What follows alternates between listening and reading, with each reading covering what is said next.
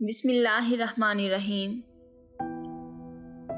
معزز سامعین، یروشلم 3 اہم مذاہب کے مقدس مقامات کا شہر ہے۔ یروشلم اسرائیل اور عرب ممالک کے درمیان کشیدگی کی بڑی وجہ ہے۔ یہ شہر مسلمانوں، یہودیوں اور مسیحیوں تینوں کے نزدیک اہمیت کا حامل ہے۔ پیغمبر حضرت ابراہیم علیہ السلام سے اپنا سلسلہ جوڑنے والے تینوں مذاہب یروشلم کو مقدس شہر کہتے ہیں۔ یہی وجہ ہے کہ صدیوں سے اس شہر کا نام مسلمانوں، یہودیوں اور مسیحیوں کے دلوں میں آباد ہے۔ یہ شہر عبرانی زبان میں یروشلم اور عربی میں بیت المقدس کے نام سے معروف ہے، جبکہ یہ دنیا کے قدیم ترین شہروں میں سے ایک ہے۔ اس شہر میں کئی بار قبضہ کیا گیا، مسمار کیا گیا اور پھر اسے آباد کیا گیا۔ یہی سبب ہے کہ اس سرزمین کی تہوں میں ایک تاریخ موجود ہے۔ معزز سامعات، آج یروشلم مختلف مذاہب کے لوگوں کے درمیان تقسیم اور تنازعات کی وجہ سے سرخیوں میں رہتا ہے، جبکہ اس شہر کی تاریخ ان لوگوں کو ایک دوسرے کے ساتھ جوڑتی ہے۔ شہر کے مرکز میں ایک قدیم شہر آباد ہے۔ تاریخی فن تعمیر کے نمونے سے مالا مال، بھول بھلیاں جیسی تنگ گلیوں کے درمیان یہ 4 حصوں میں تقسیم ہے، جو کہ مسیحی، اسلامی، یہودی اور آرمینیائی ہے۔ ان کے چاروں جانب دیوار ہے جس کے اندر دنیا کے بہت سے مقدس مقامات ہیں اور ہر حصے کی اپنی خصوصیت ہے۔ عیسائیوں کے 2 علاقے ہیں، کیونکہ آرمینیائی بھی عیسائی ہیں۔ تمام علاقوں میں قدیم ترین آرمینیا کا ہی علاقہ ہے۔ یہ آرمینیائی نسل کا قدیم ترین مرکز بھی ہے۔ معزز سامعین، مسیحی علاقے میں the Church of the Holy, جو دنیا بھر کے تمام مسیحیوں کے لیے باعث احترام ہے۔ روایات میں ہے کہ حضرت عیسیٰ علیہ السلام کو یہیں پر مصلوب کیا گیا، اور بعض روایات کے نزدیک یہی ان کا مقبرہ ہے، اور بعض کے مطابق وہ یہیں سے آسمان پر اٹھا لیے گئے۔ ہر سال لاکھوں لوگ یہاں آتے ہیں اور دعا کے ساتھ توبہ استغفار بھی کرتے ہیں۔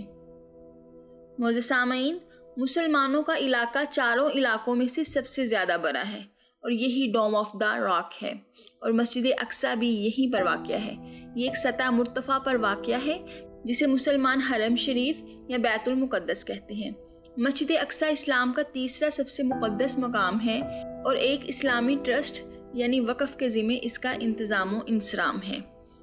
مسلمانوں کا ایمان ہے کہ پیغمبر حضرت محمد صلی اللہ علیہ وآلہ وسلم کو یہیں سے معراج ہوئی تھی۔ ہر روز ہزاروں مسلمان اس مقدس مقام پر آتے ہیں، نماز ادا کرتے ہیں۔ رمضان کے مہینے اور جمعے کے دن یہاں ان کی بہت زیادہ تعداد ہوتی ہے۔ یہودیوں کے علاقے میں مغربی دیوار ہے۔ یہ وال آف دا ماؤنٹ کا باقی ماندہ حصہ ہے۔ یہ کہا جاتا ہے کہ یہودیوں کا مقدس مقام کبھی اس جگہ تھا۔ یہ بھی کہا جاتا ہے کہ اس کے اندر ہولی آف دا ہولیز یعنی یہودیوں کا سب سے مقدس ترین مقام تھا۔ یہودیوں کا یقین ہے کہ یہ وہ جگہ ہے جہاں سے کائنات کی تخلیق ہوئی تھی، اور یہیں اللہ کے پیغمبر ابراہیم علیہ السلام نے اپنے بیٹے حضرت اسحاق علیہ السلام کی قربانی کی تیاری کی تھی، جبکہ مسلمانوں کا یہ عقیدہ ہے کہ حضرت ابراہیم علیہ السلام نے حضرت اسماعیل علیہ السلام کی قربانی کی تیاری کی تھی۔ کئی یہودیوں کا خیال ہے کہ ڈوم آف دا راک ہی ہولی آف دا ہولیز ہے۔ آج یہودیوں کی دیوار یہودیوں کے نزدیک بہت مقدس مقام ہے، جہاں سے یہودی ہولی آف دا ہولیز کا تقرب محسوس کرتے ہیں۔ اس کا انتظام مغربی دیار کی ربانی کے ہاتھوں میں ہے، جبکہ ہر سال وہاں دنیا بھر سے لاکھوں یہودی پہنچتے ہیں۔ معزز سامعین، فلسطینی اور اسرائیلی تنازع کے مرکز میں قدیم یروشلم ہی شہر ہے۔ یہاں کے حالات میں معمولی سی تبدیلی بھی کئی بار تشدد اور بڑی کشیدگی کا باعث بن جاتی ہے۔ یہی وجہ ہے کہ یروشلم میں رونما ہونے والا ہر واقعہ اہم ہو جاتا ہے۔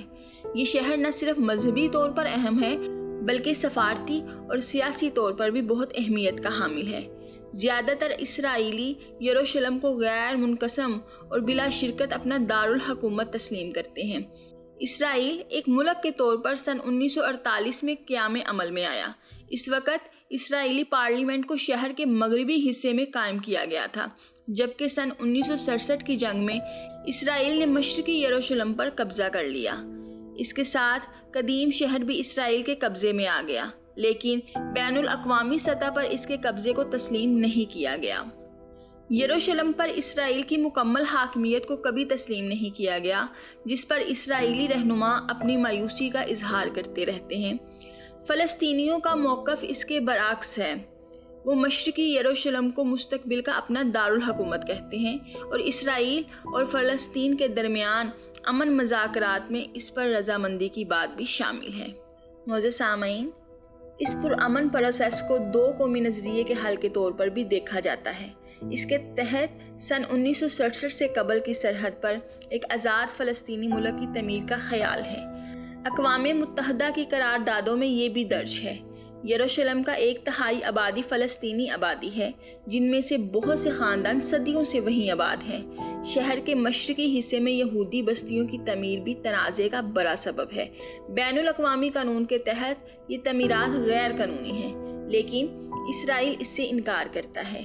بین الاقوامی برادری کئی دہائیوں سے یہ کہہ رہی ہے کہ یروشلم کی حیثیت میں کوئی تبدیلی صرف پرامن مذاکرات سے ہی آ سکتی ہے، لہٰذا تمام ممالک کے اسرائیل میں سفارت خانے بھی واقع ہیں اور یروشلم میں صرف قونصل خانے ہیں۔